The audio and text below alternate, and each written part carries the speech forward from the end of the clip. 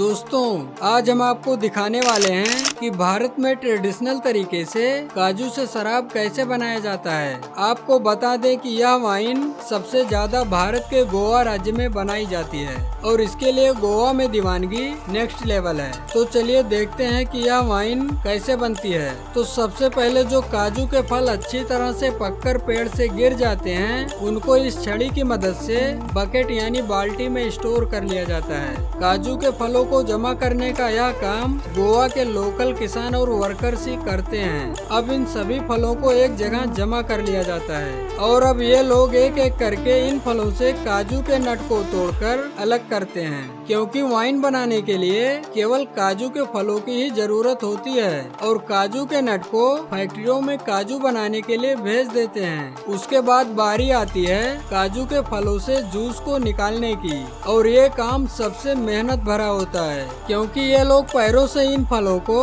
कुचलकर उसका जूस निकालते हैं। जूस निकालने के लिए जिस जूते का यूज किया जाता है उसका सोल लकड़ी का बना होता है, जिससे जूस थोड़ा आसानी से निकल जाता है और ये जूस निकलते हुए इस छेद के जरिए एक जगह स्टोर होते रहता है। पूरे दिन भर के कड़ी मेहनत के बाद इन फलों में से जूस निकल चुका है, लेकिन अभी सारा जूस नहीं निकला है। इन फलों में से इसका सारा जूस निकालने के लिए इसे एक जगह अच्छी तरह से जमा कर लिया जाता है और इसे कसकर रस्सी की मदद से बांध लिया जाता है और इसके ऊपर भारी भरकम पत्थरों को कुछ इस तरह से लकड़ी के सहारे टिका लेते हैं और इसे ऐसे ही रात भर के लिए छोड़ देते हैं ताकि इन फलों में से जूस का आखिरी बूंद तक निकल जाए। तो रात भर इसका सारा जूस निकल चुका है, लेकिन अब आप में से बहुत सारे लोग ये कहेंगे कि पैरों से जो कुचली हुई चीज का रस निकला है उसे हम कैसे पी सकते हैं। लेकिन पूरा गोवा इस ड्रिंक का दीवाना है और पैरों से कुचलकर बनाना इन लोगों की मजबूरी है,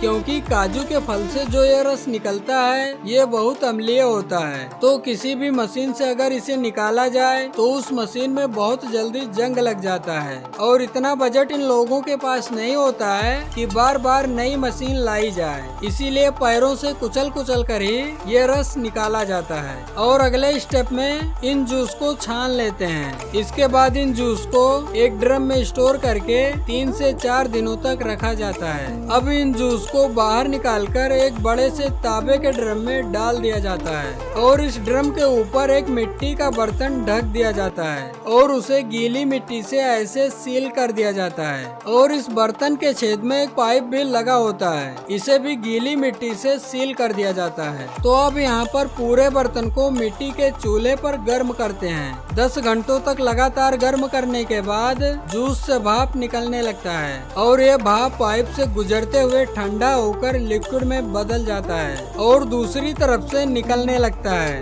जिसे कि ड्रम में स्टोर कर लिया जाता है। तो अब तैयार हो चुका है कैस्यू लिक्विड। अब इसके फाइनल रिजल्ट को टेस्ट करने के लिए इसका टेम्परेचर और इसके झाग को टेस्ट किया जाता है। अगर ये सही नहीं होता है तो फिर से इसे 10 घंटे तक गर्म किया जाता है। तो फाइनली ये काजू का शराब तैयार हो चुका है। अब इसको बिकने के लिए वाइन की दुकानों पर भेज दिया जाता है। तो ऐसे तैयार हो जाता है काजू वाइन और इसी काजू के फल से 3 प्रकार के वाइन बनाए जाते हैं, जिसमें से एक का नाम नीरो होता है और ये गर्मियों में बहुत ठंडक देता है। ये तीनों ही ड्रिंक्स गोवा की ट्रेडिशनल ड्रिंक्स है और पिछले 400 सालों से यहाँ पर बनाई जा रही है। दोस्तों, हमें ये जानकारी इकट्ठा करने में काफी मेहनत लगी है। आशा करता हूँ कि आप वीडियो को लाइक जरूर करेंगे।